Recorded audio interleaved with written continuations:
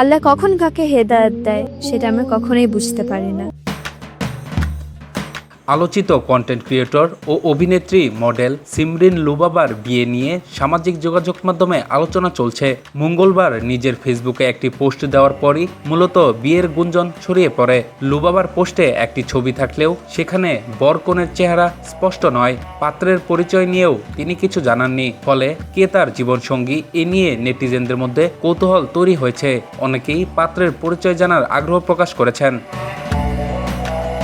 জানা গেছে মাহমুদ বিন মুনির নামে এক প্রবাসী আলেমের সঙ্গে সিমরিন লুবাবার বাগদান সম্পন্ন হয়েছে।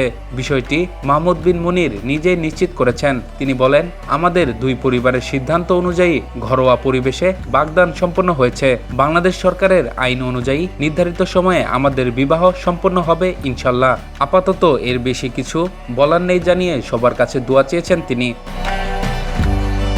জানা গেছে বাবার ব্যবসার সুবাদে এখন কুয়েতে থাকেন মাহমুদ বিন মুনির। আগে নিয়মিত হলেও 2021 সাল থেকে নিয়মিত সেখানে বসবাস করছেন তিনি। কুয়েত ও সৌদি আরবে সুগন্ধির ব্যবসা রয়েছে তাদের। পবিত্র কুরআন হিফজের পর কওমি মাদ্রাসা থেকে দাওরায়ে হাদিসও শেষ করেছেন মাহমুদ। ঢাকা ও নরসিংদীর কয়েকটি মাদ্রাসায় পড়াশোনা করেছেন তিনি।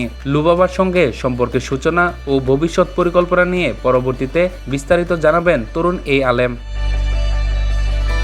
সিমরিন লুবাবা ছোটবেলা থেকেই মিডিয়ায় পরিচিত মুখ। প্রয়াত অভিনেতা আব্দুল কাদেরের নাতনি হিসেবে খুব অল্প বয়সেই অভিনয়ে আসেন।